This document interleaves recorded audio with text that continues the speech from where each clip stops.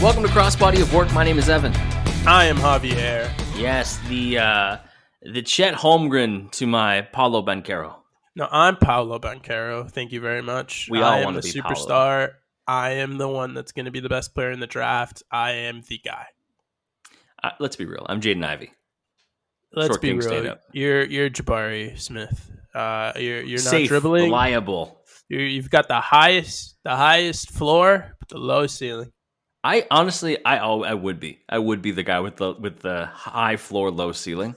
Let's just be honest with ourselves. You're realistically Jeremy Sochan.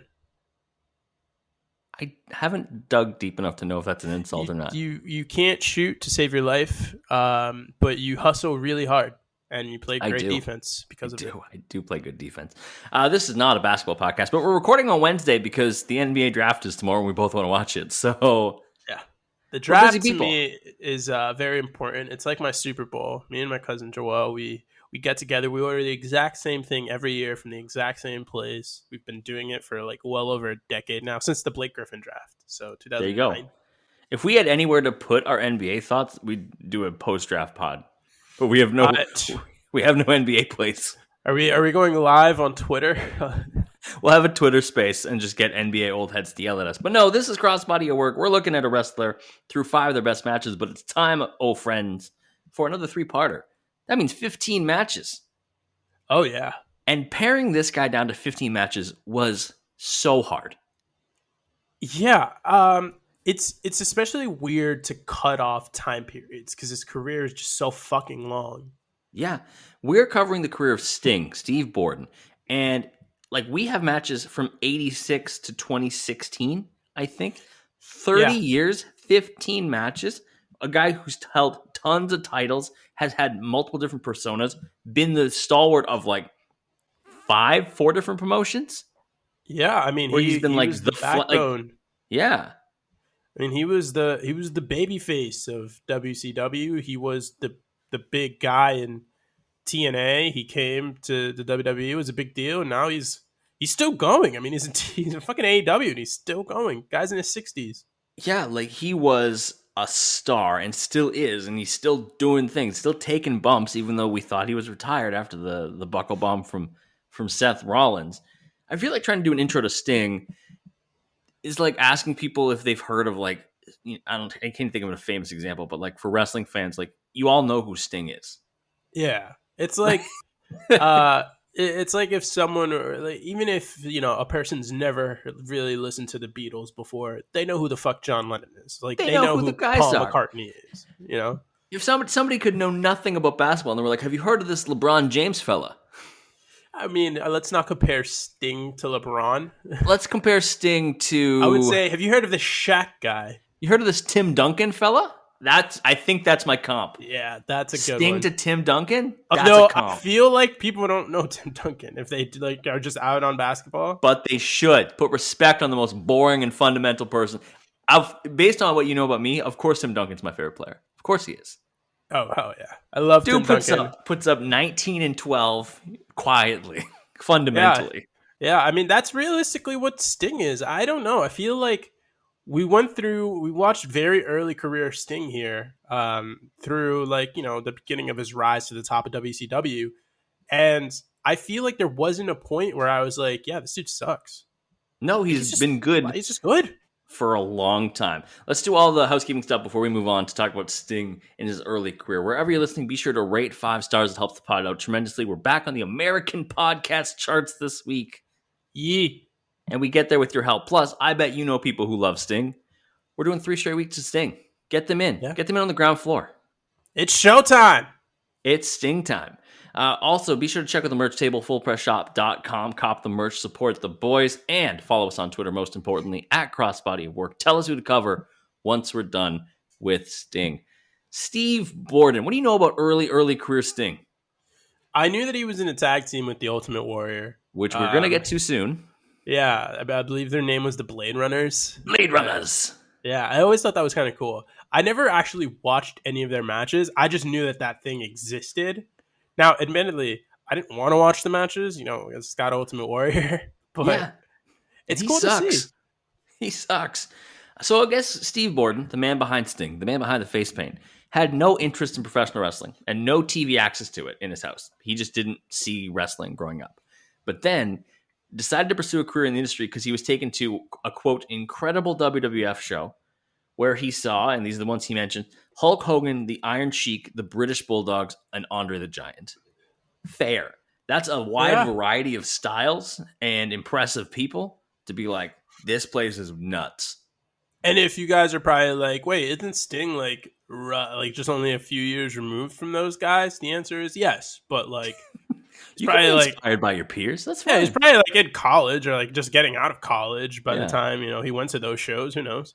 Sting would be originally under the ring name Flash, and he would team with Jim Justice Hellwig, who we all know as the Ultimate Warrior now, in the Continental Wrestling Association. They would be there for about a year and a half. They'd move to the Universal Wrestling Federation, which is run by Bill Watts, based in Louisiana. And they would then change their names to Sting and Rock. Ultimate Warrior in this match is named Rock. I The hate Blade that Runners. more than I can explain in words.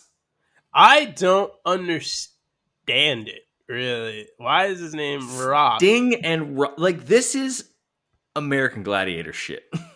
I mean, they're called the Blade Runners. Just have their names be a ripoff of the movie. I was gonna say Blade and Runner. Who are you? I'm Runner.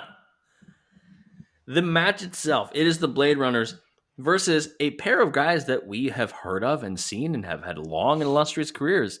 It's Ted DiBiase and Dr. Death Steve Williams. Obviously pre-$1 million man Ted DiBiase. Yeah, and pre-Dr. Death, I would assume. No, he gets called Dr. Death on the pod or on the match. Oh, shout out! Yeah. I'm a big fan of Steve Williams. I think Steve Williams is awesome. He I love his looks stuff in tough as Japan. hell.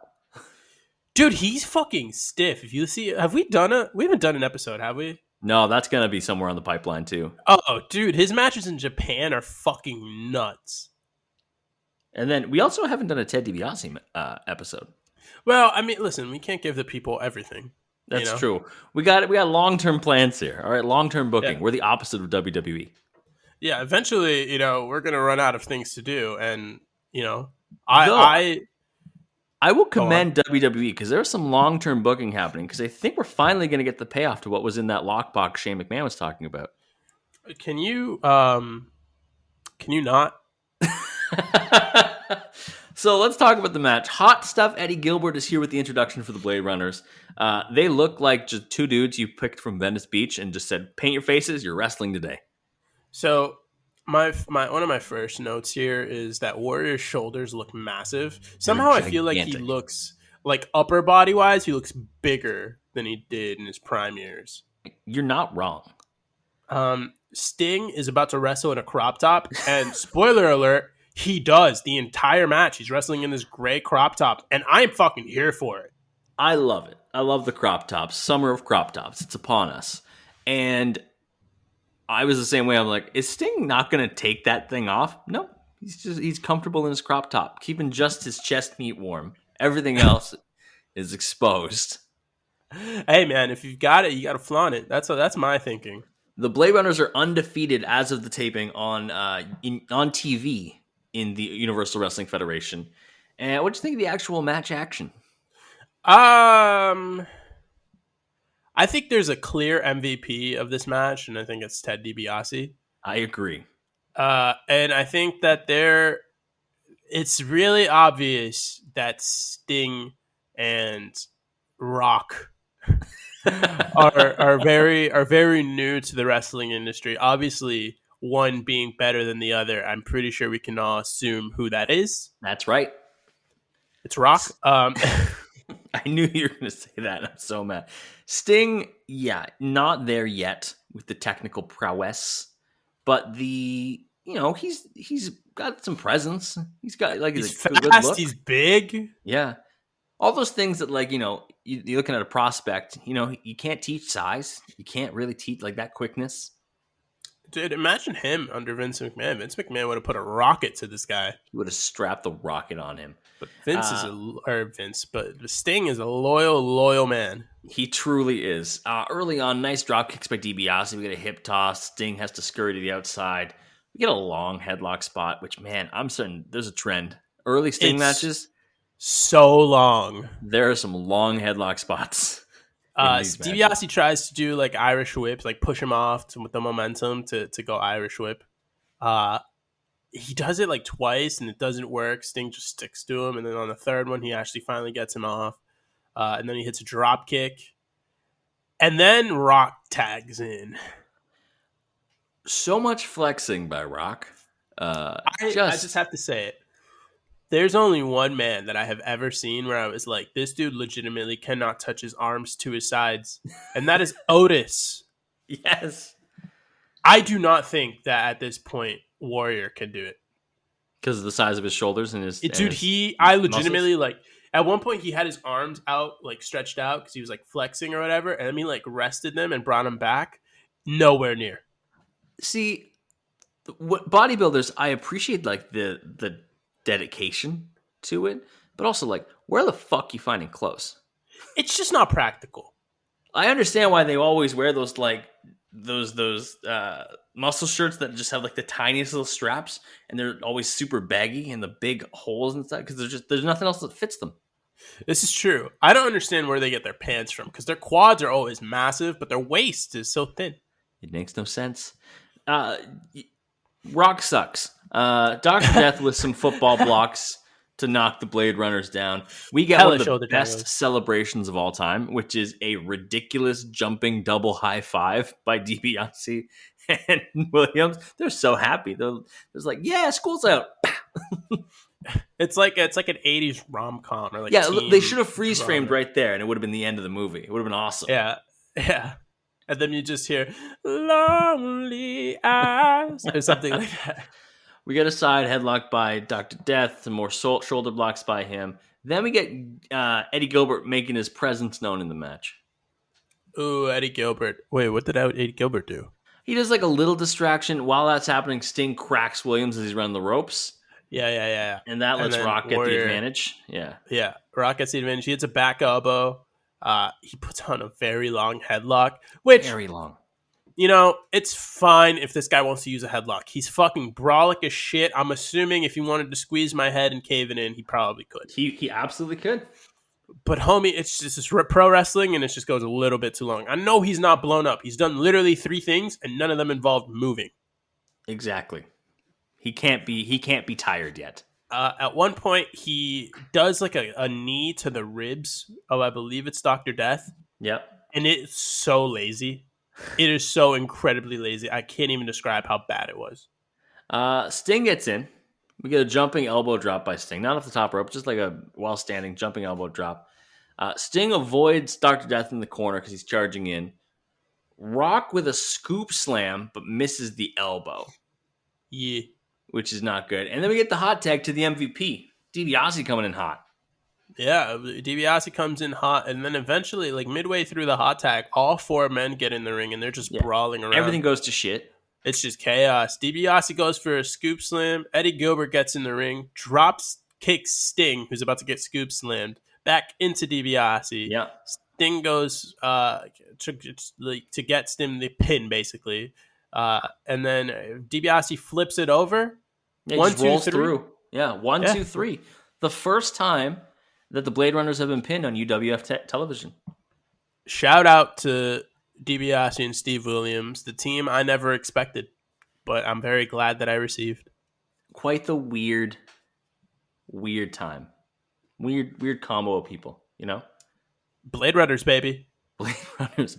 Let's look at our promo from Sting this week. Random promo from when he switched to NWA. So he was one of the only guys that when they came to NWA from UWF, which was bought out by NWA, I'm pretty sure. He was one of the only ones that was like pushed. Like he was really pushed early. He had a good match at Starrcade 87. That's what this is promos leading into. He's part of a 6-man tag. It was Sting, Michael P.S. Hayes, and Jimmy Garvin against Eddie Gilbert, one of the Steiners, and Larry Zbyszko. So he's cutting a promo on Larry Legend, Larry Zbyszko. What do you think of the promo here? I mean, you could tell he's green. I never Charisma, honestly... Charisma is there. I think the best thing that ever happened to Sting was the Crow character because I really Hmm. never felt like he was that great of a promo. For a guy who cuts promos for 30 years, you'd think he has more hits. I don't think he's bad necessarily. I But just don't think he's very good at it. he's serviceable. He can go out there and give you a promo, but he's never going to give you one that just like he moves the needle as a wrestler and as a character. He doesn't really move the needle with the promo. That's not the Yeah. part that does it. He's also really bad at picking up on tone and decibel levels and when they should go where. Like, there was a point here where he's just like, he starts off, he goes, I'm kind of ticked off at Zabisco running his mouth. Talk about trick or treat. I'll show you trick or treat. Here's Trick, puts up his left hand. Here's Treat, puts up his right hand. Also known as the Coma and the Morgue. Of those names, which one's better? Trick and Treat or Coma and Morgue? I prefer Trick or Treat Me personally. too. Yeah. Just because what the Trick could be the Coma, jab. I'm sorry, Coma and Morgue? Yeah. If you had to name your fists, what do you name your fists? Shit.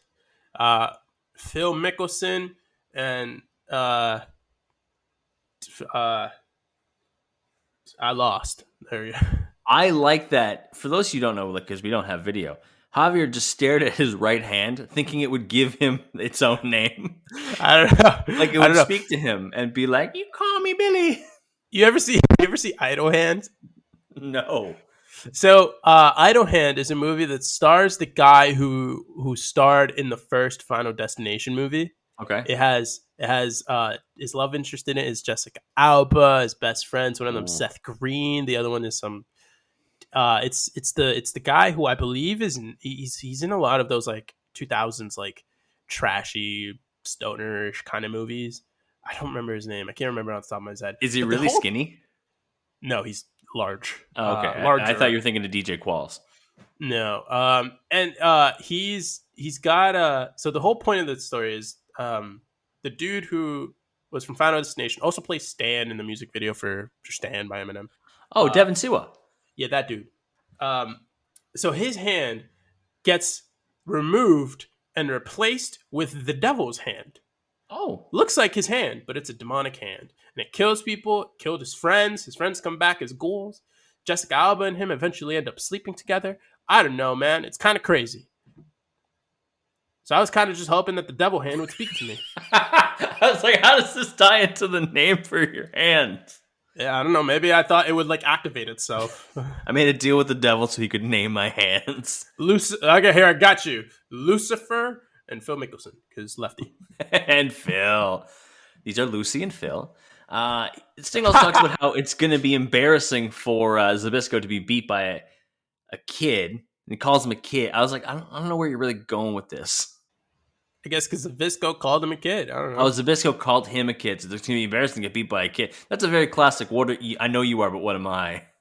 Yeah, he says Larry's going to be mad when he feels the wrath of the Stinger. Yep. And then there's a random yell when he's calling out Steiner. Oh! Just randomly starts yelling. I died. And then he said he's done talking. He's going to do it.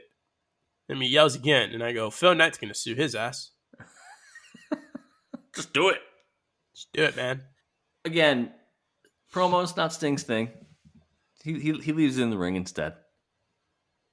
It's not good. It's not a good promo. I genuinely think, even watching it, you're like, this is a charismatic guy. Even if the promo itself didn't really hit the notes, you're like, this dude. Yeah, I mean, he's over as all fuck. He You hear is. it, I think it's in that front helps. of a live audience. Yeah, I think that really helps. If you're wondering, the match at Starrcade would go to a time limit draw at 15 minutes. So NWA, it hurts. Speaking of time limit draws, we're going to take a break. When we get back, oh Nelly, we got a long one. Back from the break, and it is Clash of the Champions. The first one ever. Jim Crockett Promotions. March 27th, 1988. Going head-to-head with WrestleMania 4. Ew. Yeah, that was the whole thing, is they were going head-to-head. And I think Vince made certain people not carry it, so that way, like, they had to choose between WrestleMania and Clash of the Champions, which is pretty shitty, but also Vince is a man of business. The match itself is Sting challenging for the NWA Championship against Ric Flair. You knew Rick was going to show up here at some point. You just He didn't did. know when. The fact that it has been this is year 4 of Sting being a professional wrestler. And he Oh, is Jesus. challenging for the world title. Wow. That's pretty fucking nuts. Yeah, no, That's that's... quite the rise. Yeah, I mean, he's Surfer Sting still at this point. He's like, He's he's all energy. 29 years old. He That's not bad. I mean, that's just turned entering your 29 prime. here. Yeah. Yeah, he's like it's funny. It's funny as fuck. The 29 is considered like a young buck or whatever in wrestling, wrestling. yeah. It is wild. Yeah, it's like you're just like if you're in basketball, you're in the middle of your prime. If you're a running back, you're fucking done. Yeah, you're like out of the league already. You're in fucking Meanwhile, Canada. Finn Balor kicks Edge out of Judgment Day because he's old, and I'm like, Finn, you're 40, bro. Yeah. Just because you got abs doesn't mean you're not aging. Speaking of Judgment Day, I saw they were like on main event. Yeah, it was Priest and Balor versus the Mysterios on main event, which like I'll watch main event for that. That sounds like a lit match. It's a great match. Give me Rey Mysterio any day. What did you think of this match? The Flair versus Sting. We already spoiled it. 45-minute time limit draw. Yeah, I mean, we talked about this before the recording.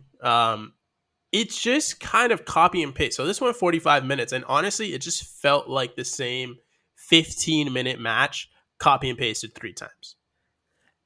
It's exactly right. I was trying to figure out what was wrong with this match. It's a really good match. The 15-minute match is a really good match, but it happens 3 times. It's the same bits, the same spots, to the point where I thought something was wrong with the recording.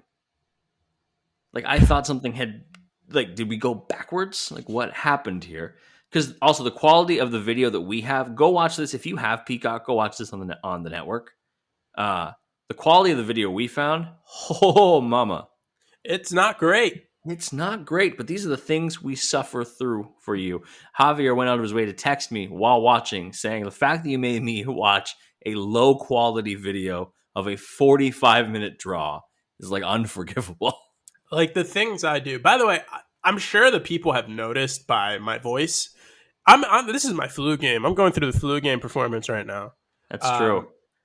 So I was like feeling the early effects of it last night when I was watching all these matches in preparation for the podcast. Evan had me, I was laying in bed. I wasn't feeling, super great. Evan's got me watching a grainy ass video of a match that goes 45 minutes when it's just a 15-minute match multiplied by 3. Yeah, we hate multiplication here. Flair is in the all-white robe. He's got J.J. Dillon at his side, and then they don't even mention this in the description. Just all of a sudden it starts happening. J.J. Dillon gets put in the shark cage and raised up. And I was like, that's great. I don't know why we needed him in the cage, but okay. Okay. J.J. Dillon's a shit disturber. Dusty Rhodes was the booker here, and apparently he saw something in Sting. He saw star power, and he's like, "We're gonna strap the rocket on you, baby. You're gonna go right to the moon. You're gonna draw Ric Flair, baby. You gonna do the thing here, baby. I can't even do it. I can't. No, you're too thick, baby. You need a nice chicken soup. Get yourself right." So the match. I feel like going through all the bits is going to be exhausting, but let's talk about the things that happened in this match. Go through some parts. Early on here, we get a Greco-Roman knuckle lock, which I know you love. That's a great way to start I guess this really wasn't a blood feud at this point. This is really their first big encounter. But World Championship, start with a Greco-Roman knuckle lock. That'll get the people going. It gets the people going. Flair started screaming at one point, which was really funny. Sting gets some drop kicks. He reverses some of the locks that Flair's trying to put on him. Flair gets a chop, runs the rope a bit, gets caught with a press slam, head scissors, and a headlock pin. And that's my clue in because I'm listening to commentary. It's JR and Shivani. It's 1988. Yeah. And AEW was like, that's still good. Now, I will say, I fucking love Tony. I think Tony has been a great signing by them. I think Tony Schiavone, when I think of if you ask me what's the voice of AEW, it's Tony Schiavone and Excalibur. Those are the two people I think. Well, the thing with Tony is he doesn't overstay his welcome on commentary. Like he knows his role and he doesn't like overstep the bounds. He doesn't make any mistakes really, or many mistakes there really. No, His skill is really the interviews. He's he's so fucking really good. good at it. Yeah. He's really good at that. But JR, I mean JR's. It's sad, but he's finished. I fear. It's like when your team has like a legend and you hold on to him because he's a legend. You got to keep him, but like he's not the player he was, but he's still getting the minutes. You're like, like you're not. Oh, we love you, but you're not that guy anymore. You shouldn't take every shot. I'm looking at you, Dwayne Wade, in the farewell in Miami.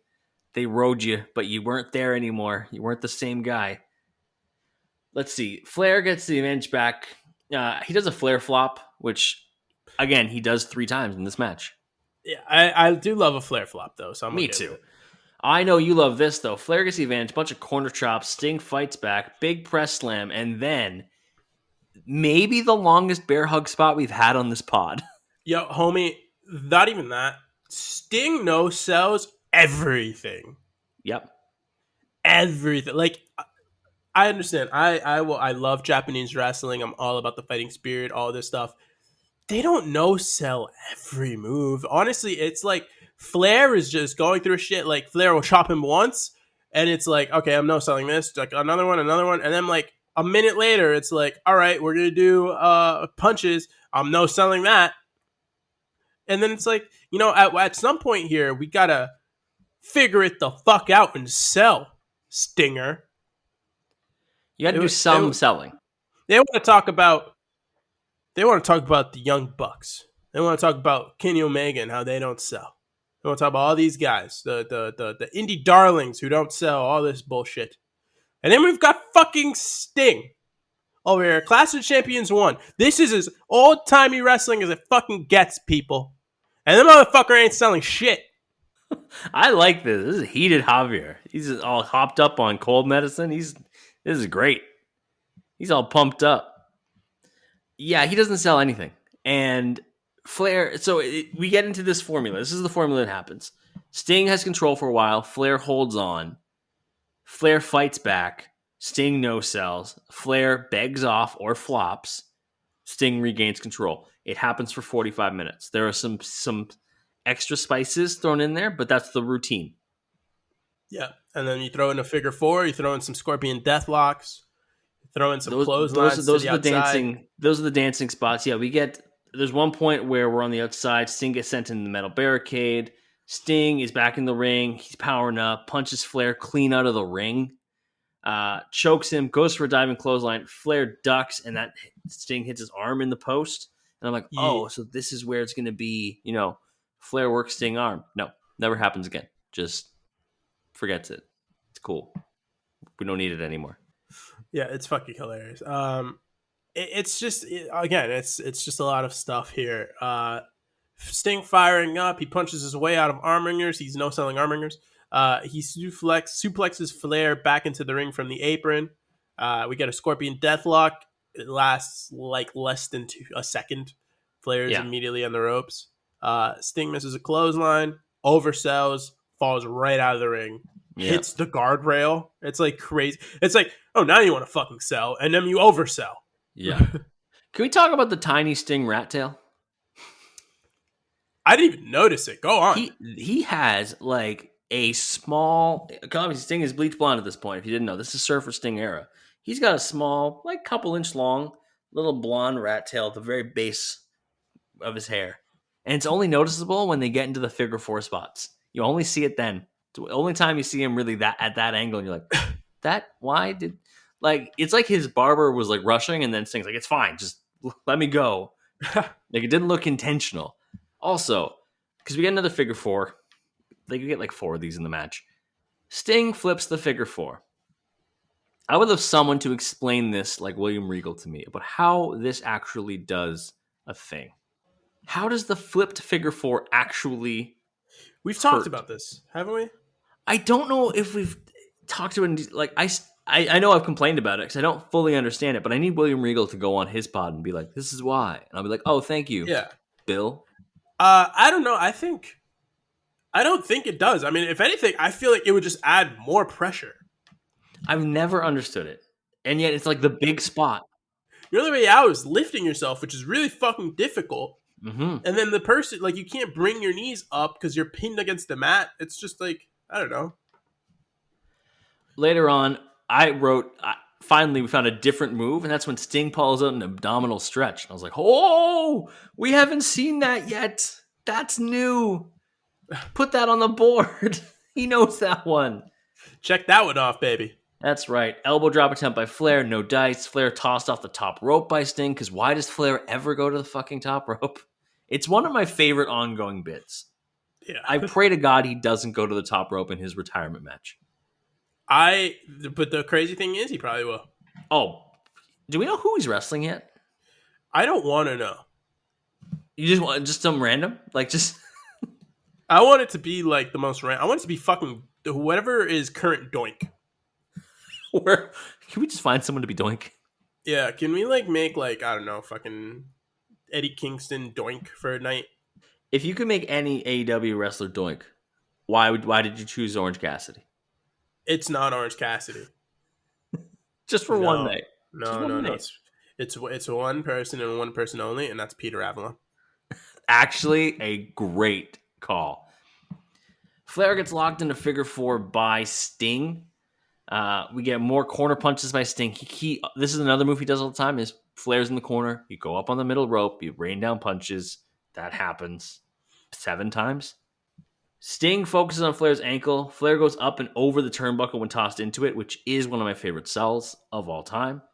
Yep. Gets his face smashed into the metal railing. Yeah, he does a lot of shit here. Wait, so are you telling me there were 2 Flair corner spots? Yeah. Oh, I didn't even know that. I skipped far to the end because like it's the same fucking match over and over again. Yeah, and then he like hits a flying crossbody that Sting rolls through for a pin and an air fall. Yeah. Sting no-sells, chops, fires up, hits corner punches, Stinger splash, Scorpion Deathlock, time limit draw. Time limit draw. Flair survives. So, in the time limit, they had introduced the judges at the beginning. The judges, this is how the judging went. Wrestling official Gary Juster awarded the match to Sting. But Penthouse model Patty Mullen decided in favor of Flair. Space Mountain. Oh, yeah. Wrestling official Sandy Scott ruled the match a draw, and no decision was announced for the remaining 2 judges, who were actors Jason Hervey and Ken Osmond. Jason Hervey, who I believe is from the Wonder Years, and Sure. Ken Osmond, who I've never heard of before, and there's someone old out there going, how have you never heard of Ken Osmond before? I'm going to Google Ken Osmond. Ken Osmond was Eddie Haskell on Leave It to Beaver. That's who he was. Okay. He was on Leave It to Beaver. So because of this, it was a draw. We watched the match. There's no way you could vote for Flair. Yeah, Flair got fucking rocked Flair for like got 40 wrecked minutes. For the whole match. Sting was just no selling. He was fucking wheeling, dealing, stealing, keeling. Sting could have gone to the gym after this. Flair needed to rest. Hibernate. But because it's a draw, Flair retains the title. Flair would then go on to beat Sting on like a series of house shows and a bunch of more matches. And Sting didn't get the world title yet. We'll get to Sting's world titles. Don't worry. Our next match, it's like a special challenge match. A match that I figured had happened at some point, but did not know, and consistently shows up when asked Sting's best WCW matches. Great American Bash 1989. It is Sting versus Great Muta. Sting is the TV champion, so his belt is on the line.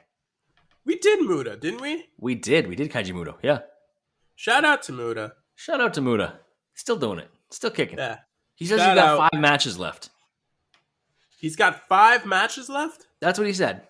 I guess he came out and said he's got 5 matches left. He's going to retire. I want to know who they're against. I would love to know who they're against. I also never believe a wrestler is actually done until they are. I mean, hey, we thought it was legitimately over for Ric Flair for multiple health reasons. And then look at this. He's just like, no, I'm good. I'm all set. This match, pretty great. Great Muta entrance is lit. It's just so theatrical. Like, they did a really good job with it. Yeah, there's 2 rings, because did they have War Games, or what was the deal here? They did have War Games on that show. There's a War Games match later. Also, people are going to be wondering, Where is the Sting Squadron War Games match, which is also one of his best matches? We have covered it already. Oh, yeah. We have covered that match already. I believe in the Dustin Rhodes episode. It was way back, yeah. Way back. So go listen to a much younger, much cooler Evan and Javier and listen to us Evan, talk you about were that literally match. 28 years old. I know. But I was youthful. I had my youth still. What's happened Yeah. in the 2 years here? A whole ass pandemic. Jesus. Right? And if you're wondering, the War Games match was the Road Warriors, the Midnight Express, and Steve Williams versus the Fabulous Freebirds and the Samoan SWAT team. It's an interesting War Games match. What the fuck? I don't know, man. Sure, man. Eddie Gilbert is Sting's manager. We've got breaking news. Breaking good. news. Breaking news that'll be old by the time this drops. What's the news? Wojbomb. Detroit has traded Jeremy Grant to Portland for a 2025 first round pick via Milwaukee. That's it? Yeah. That's it. No other pieces? That's all Woj has told me. No pick swaps, no Nasir Little, no. I don't know if anything's coming out later on, but Woj has told me that much. You keep us posted as the episode progresses. We'll see how this happens. Yeah, I am the correspondent. Sting has a manager, and it's Eddie Gilbert still. And Eddie Gilbert looks like a lot of dads today. In 1989, he just looks like a dad, like who you see walking around. He also, at certain times, because of the hair he has, he kind of looks like Adam Page every once in a while. I saw him and I was like, it's the hair and his side profile. I was like, is that Adam Page in 1989? I will say Adam Page is probably the one wrestler who I'm very curious to see what he ages like physically. You think so? Because, I can kind of take a guess with most guys. I have no fucking idea what Adam Page is going to look like in 20 years. Well, still be anxious. But he's definitely going to be a cowboy. He's doing cowboy shit. So, starting off the match, we get a chop by Muta off the top rope onto Sting. But Sting actually starts the match by diving from one ring into the other to start the match off, which I love. Good shit. Yeah. What do you think of the match overall? I thought this was fun. Listen, Muta's a fun wrestler to watch. He's very unorthodox. He's very different from any of the guys we saw here in America, especially in this time period. Sting is a good dance partner, so if you're good, Sting's going to be right there with you. This match also didn't go very long. No, I don't think it overstayed its welcome, which is good. I think it was just a shade under 9 minutes. Yeah, because we got to the point. Oh, we got more. We've gotten more details on the Jeremy Grant trade. Okay, what's the package? Detroit swaps 2022 second rounder, getting 36 for 46. Okay. Why is Denver here? Denver gets a 2025 second round pick from Portland. Portland sends the most favorable 2026 second round pick between Portland and New Orleans to Detroit. This is the worst trade ever. This sucks. I thought the Christian Wood trade was bad. Where Dallas just emptied the end of their bench and got Christian Wood. It's also what the fuck? I don't even know. Whatever. Who cares? Back to the actual match. Sting doing good. Backbreaker. Moonsault, but Muta lands on his feet when he tries to do the moonsault. He lands on his feet. And then he has kicks that send Sting to the floor. We get a nice plancha crossbody by Muta to the outside. Muta's cooking. He's cooking hot to start the match. Muta's cooking. We get a nice little, like Yankee said, nice little plancha, nice little crossbody. Sting hits some running clotheslines. Flying clothesline for a near fall. Yeah. I don't know what the deal was. I don't know if Sting was trying to go for a dive and Muta was too far or what the deal was, but he made it seem like he was about to go for a dive and then he just went and climbed out of the ring. He just lands on the outside and then just hits right hands in the aisle. Yeah, it's very weird. I do think Muta was too far away and Sting had already started, so he just bailed, landed on his feet, and went from there. Yeah, he said, fuck it. A little down the line here, Muta puts on a sleeper hold. Which they call an oriental sleeper, and I was like, I don't think that was needed. That's not cool. It's just a sleeper. Yeah, he's putting him to sleep. Just like every other sleeper. Just like this NyQuil is gonna put me to sleep later. Sting That's true. Sting with a gorilla press slam, and then misses the standing elbow drop. Muta puts on an abdominal stretch, and he uses the ropes. He does little trickery, little heel tactics from Muta. How about a little bit of a heel turn? Sting gets tossed to the outside and just decides to no sell that and come right back in the ring. Yep, he's done that. He does it a few times in this throughout these matches. It's He does, where he's like, "I've got enough energy. Let me get right back in here." Early recovery button. You know, Muta rakes the eyes. Sting is blind. He's like, "I'm legally blind. I can't see. I'm legally blind."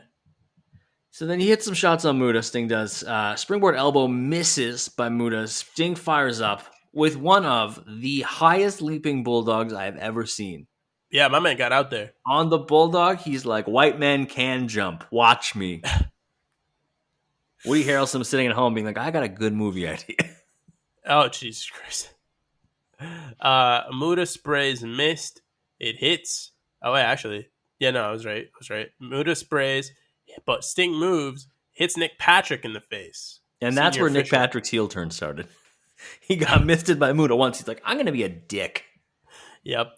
Muta hits a moonsault for a near fall when another ref came down. Sting back suplex and what seemed like a double pin. It was. So it gets called a Sting winning, but they reverse it. Both men had their shoulders down.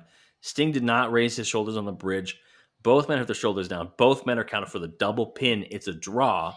Sting retains the TV title. Muta technically doesn't have a loss. But Muta took the belt. But technically, it's not. It's a double pin. Sting keeps the belt. That's how it went going forward. You know what, Evan? I think you're a double pin. Rude. You mentioned refs. I'll tell you, it was a bad week for refs in the world of wrestling. Oh, we lost man. 2 refs. We lost a big one. Yeah. Dave Hebner passed away at the age of 73. Yeah. RIP to him. RIP to the Yeah, family. I mean, listen, I know I talk shit about his brother Earl all the time. But, you know, Dave had an early retirement in the wrestling business. I believe it's because of an injury or some sort of situation. But he was gone by like the early 90s, I believe. Mm-hmm. And, you know, it's really unfortunate. It's really unfortunate. My thoughts go out to Earl and the entire family because it's a shitty loss. I believe 73 years old he was when he passed. He was. Yeah. It's it sucks. It's this, you know, I may hate Earl Hebner, but I am not an asshole. Earl, Yeah. I wish you and your family nothing but the best. And like, yeah, we lost Dave, you know, big member of the WWF, was there for a long time, ended up in he had knee replacement surgery, became a road agent for WWF, and then It's part of the most watched segment in wrestling history. The rematch between Andre and Hogan, which I believe popped like 33 million people on NBC. that's the evil twin angle, right? Yeah. Yeah. The other referee that we lost is Tim White. Tim White passed away earlier this week as well. Tim White, I tweeted from the account, just like, if you watch any wrestling, like in the era that we watch wrestling, you will see Tim White consistently there. He was a part-time referee in 1985 while also being Andre the Giant's agent. And then he became a full-time referee in 93, was there until 2005. And then 2004, he injured his shoulder, couldn't ref anymore. Then became a road agent, still worked on autograph signings. Everyone has positive things to say about Tim White. And like I said, if you watch any wrestling from the era that we tend to gravitate to the most, you will likely see Tim White calling some of your favorite matches and like doing it in such a good way. Almost any, I feel like he was in any like cage match, like Hell in a Cell or regular cage match. I feel like he was in all of those. He was the referee for the King of the Ring match, Taker and Mankind. Yeah, well, I mean, it's unfortunate that I believe that's how he messed up his shoulder, was a cage match. He like took like a weird bump on the cage in it. So he had a shoulder injury from the Triple H Chris Jericho Hell in a Cell match at Judgment Day 02. Yeah. And then at WrestleMania 20 in the Jericho Christian match, he re-injured his shoulder, counting the final pin. That's what led to him not being able to ref anymore. Yeah, sucks, Yeah. man. It sucks. Rough week for referees. Again, we wish all their family, all their friends, all their fans, only the best, and our condolences to them. But we're gonna take a break. When we get back, we got some more Sting matches. We got Lex Luger and we got Mick Foley. Back from the break. It's Lex Luger time, baby. It is Sting versus Lex Luger for the WCW World Heavyweight Championship at Super Brawl 2. Former friends and This tag partners. tag partners. Yeah, they did some tag stuff Oh shit! before. I just gotta say this might be one of the worst title matches I have ever seen in my life. It's not good. This is it's the this is weakest. just It's the really weakest match we bad. watch. No, the tag match is pretty bad. I think this is worse. I think the tag match had its. I think the tag match was appropriate for the level of the card it was at. This is the Yeah, title match. this is the title match. Like, I feel like you have to factor that shit in. This is like the big program that they've got going, and this shit was just the shits. Lex Luger is out there with his manager Harley Race. Shout It's out. weird. In your brain, you know that Luger's a body guy, obviously, by the everything about him. Sting is not that much shorter or smaller than him. Is he even shorter? Like, maybe by an inch. They look like they were the same exact height. They spend a long time jawing at each other to start the match. Yeah, it's like they're just chatting shit, and then I wrote, yo, they're taking forever. Mind you, I was watching this on like 1.25 or 1.5 speed. This match is the shit. I killed Lex Luger. They start drawing at each other. Yeah, Evan made me retake this because I killed Lex Luger. I thought he was dead. Apparently he's Yeah, not. Javier started eulogizing a man who's alive. Lex Luger, at time of recording, is alive and well. And Javier went on a thing about, like, all respect to him, like R.I.P. And I was like, I'm pretty sure that he's still with us. I just got to say, I mean, if Lex Luger dies between this recording and when the podcast comes Fuck out, me. it's That going to would be obviously, like, it would be a tragic loss, but also, like, the fucking odds of that. holy shit. Anyways, yeah, it's not good. I already know that Lex is a shit talker. He's not good at talking. Sting is fine.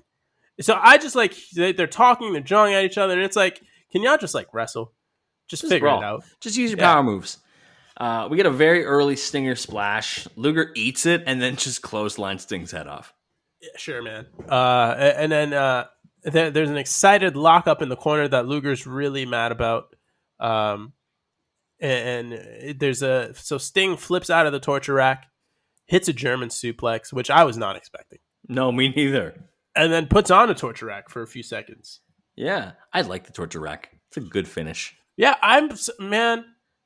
I told you already, we need the Brock Lock to come back, the stretch We do. muffler. We do. We need that bitch back. But I love a good torture rack. Give it to like someone who's brolic as fuck. Who the hell is brolic out here? My first thought was Wardlow. He doesn't need it. but No, he's got the Powerbomb Symphony. It's like the best finisher in wrestling right now. yeah, I don't know who needs it, but it's a good move. Somebody needs What's it. Omos doing? Give it Omos. Yeah. We had a jumping DDT to a leaned over Luger by Sting. I like that move a lot. I think this is the first, like, as much as this match isn't great, Sting, his bag is varied now. Yeah. He's got some new tricks. And I'm like, this is awesome. Because again, he's been wrestling for like not that long. Speaking of jumping DDTs, you know what's one of my favorite DDTs ever that I feel like never gets brought up? The Undertaker, when he was the American Badass, he had like this like slightly, I wouldn't say it's a jumping DDT, Swinging. more like a prancing DDT.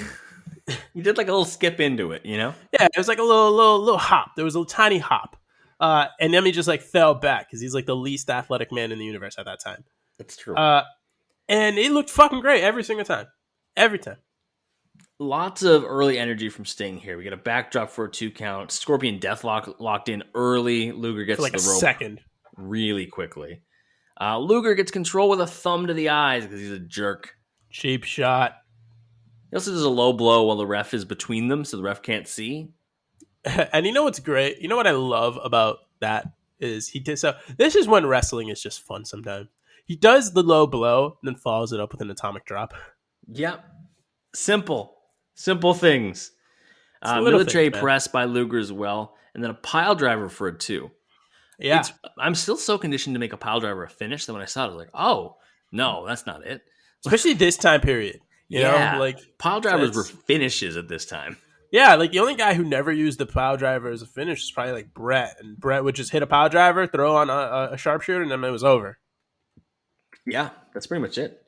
Yeah. Like this is February '92. Like this should be a finish. Yeah, this is like now it's like a setup move. It's not even a signature. That's true. Now we do it with front flips because why the Oh fuck yeah, Canadian Destroyer. Bad Bunny's doing them motherfuckers. The Sting fires up with punches and stomps. Luger slams Sting on the guardrail. We're still outside here. Luger gets right back into the ring after he does that. Harley tries to go for a power driver, but Sting turns it into a back body drop. Sting hits a flying crossbody right there, surprising Luger. 1, 2, 3. Sting wins the fucking title.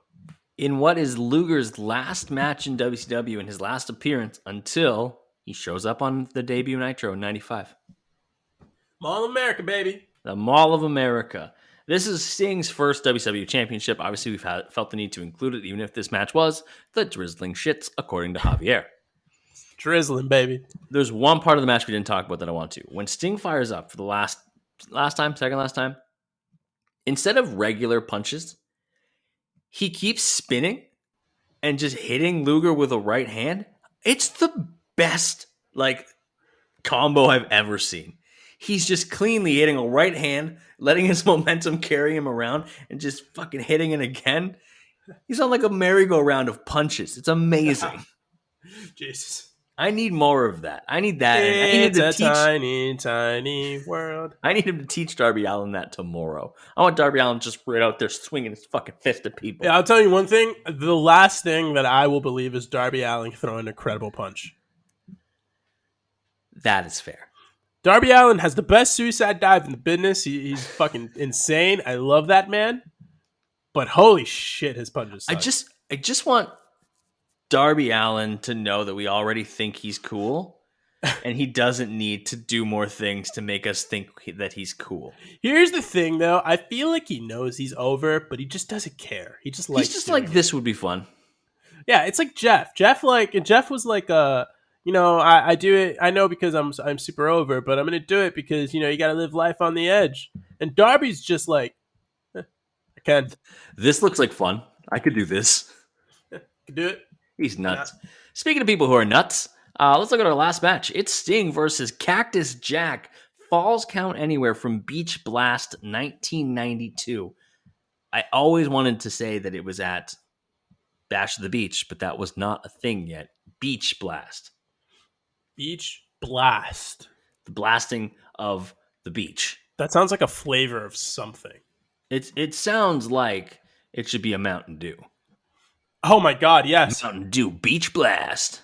And it's like green. It looks like the Baja Blast, but it's not. Yeah. What'd you think of this match? And did you know that it existed? I did not know this existed. This was my favorite match of the bunch. I had such a great time.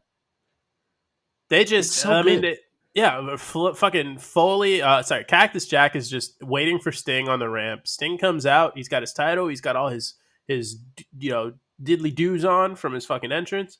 Takes it all off immediately, drops everything, and he's just like, fuck it. Throw hands. Let's go. Yeah. Cactus Jack just waits. Also, Foley looking young, like real young. Looking like, yeah. I got like young Bray Wyatt vibes. Like he could lead a cult. And also, handsome man. Handsome fella. Handsome guy, that fella. Young Mick. He just goes to his knees in the aisle, because this is when WCW had like the raised aisleway for the entrance, and he just waits for Sting. Sting is still world champ at this point. It's only a couple months after beating Luger, and they meet in the aisle. They start throwing hands. Yeah, it's easy as that. Easy peasy. 1, 2, 3, baby. And I like the idea of like Jack coming in. He's like this, and they're like, "This guy's crazy." Yeah, fight our world champion. Yeah, fuck it. Like, you don't need that much more build up. Like this dude, he's nuts. Go to town. Fight Sting. And then it's great because there's this one spot like right after the punches are being thrown where they're still on the ramp and Sting whips Cactus off the ropes and just hits a back body drop. Yeah, it's pretty dope. And then they go like towards ringside a little bit. Sting hits a Famouser, which I thought was fucking cool as shit. It was really good too. Yeah, it came out of nowhere. I was not expecting a fucking famouser in this match. No, me neither. But, Cactus drops. It does a staple. Yes. Does a staple. Elbow drop off the apron, baby. Mind you, when I say all this stuff that's happening right now, it's all on concrete. There's no mat budget. There's no mat budget. There's no fucking. There's no nothing. They can't even get like a throw rug or a mattress. Like not even like it's just something. Go to your local bazaar. Pick up some rugs. Yeah, just figure it the fuck out, guys. No, they had nothing. It's hard concrete. Cactus does like a flying sunset flip. It's like a near fall. He does it off the apron. Like he jumps off the apron into the sunset flip. I also think they do a really good job of using the falls count anywhere part of this match. Like they just do go for pins on the outside because they should. Yeah. Falls count anywhere. Just fucking pin him after you hit a sunset flip off the apron. Yeah. Sting smashes Cactus's face off the guardrail. Sting hits a back body drop over the guardrail into the crowd onto concrete. Once again, I feel like this needs to be emphasized. They are on concrete. And then we get a suplex on concrete by Sting, 2 count. Jack gets tossed back into the ring. They're in the ring for the first time in the match at this point. By the way, that bump that Cactus took to get back to ringside is disgusting. Yep. Please never show me that again. But also, it's so low on the like shit Mick Foley has done list. Yeah. Where he's like, oh, that was Tuesday. Like, he doesn't care. Tuesday. Jesus. Thursday, what a concept. Friday, I'm in love. So Jack's in control a little bit in the ring. He's running Sting into the turnbuckle. He gets a body scissors on, which, nothing. Hey, you like bear hugs? How about bear hugs with legs? Yeah, and Sting no-sells it. Punches his way out. With Cactus, the only way Cactus is able to get back the advantage is he rakes his eye.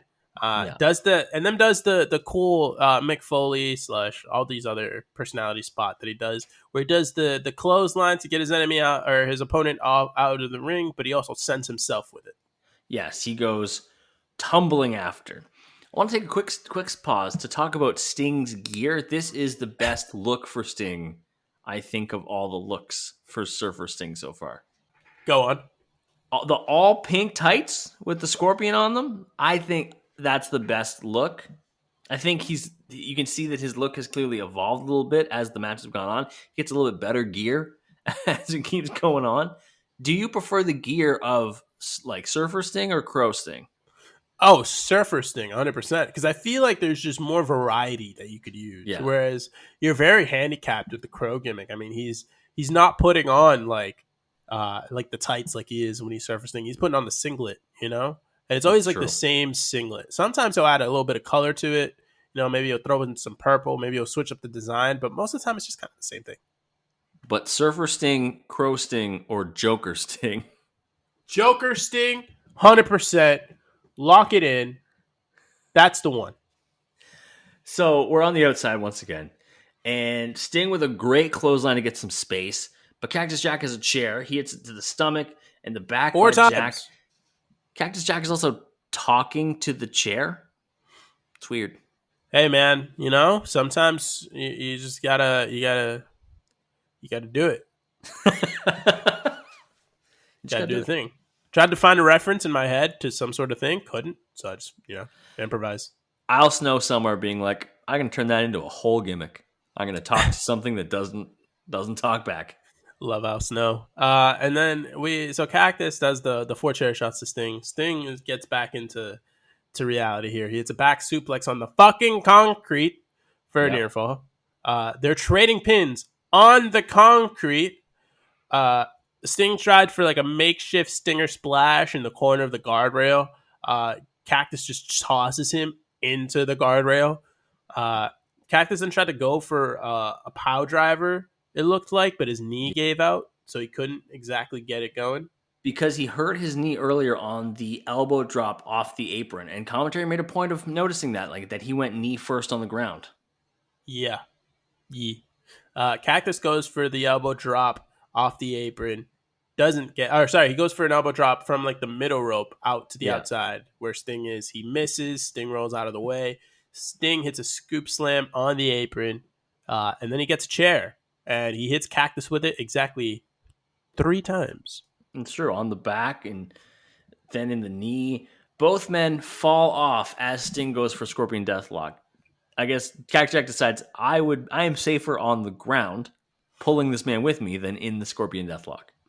Yeah, Cactus to get back on the ramp. Cactus it's the double underhook DDT for a near fall, and then we get the finish, which I love this match. Flat finish. Very flat finish. Talk about it. Sting hits a running clothesline. Sting hits a flying clothesline. That's it. That's it. I will say, not finishing the match with a finisher, I'm usually all game for. This needed it. I need this to be a Stinger Splash, or I need it to be give me a Scorpion Death Drop on the ramp. I need that, or I need it to involve a weapon. If you're gonna give me some sort of big slam on a chair or a move off the apron or whatever, especially for a Falls Count Anywhere match, that's flat. That's a really flat finish. Give me something, or make him do the running clothesline and then the flying clothesline. Have him use a fucking chair. Chair shot off the top rope. Javier's been advocating for this for years. Iconic. Sting is the icon. Those are our first 5 matches. That's our first little block of Sting. All Surfer Sting, little Blade Runner Sting in there for you. A little Harrison Ford, maybe a little Ryan Gosling, if that's more your cup of tea. That's right. Next week, obviously, Sting Part 2. Next week, we're looking at a little bit more Surfer, and then we're getting the development of Crow Sting. Ooh. I'm excited. And then it's going to be the rest of his WCW stuff. And then Part 3 is going to focus on TNA and WWE. So, you know how hard it is to boil down all of Sting's WW or TNA stuff to part of an episode? Sucks. 4 matches, basically. Sucks. He's there for a decade.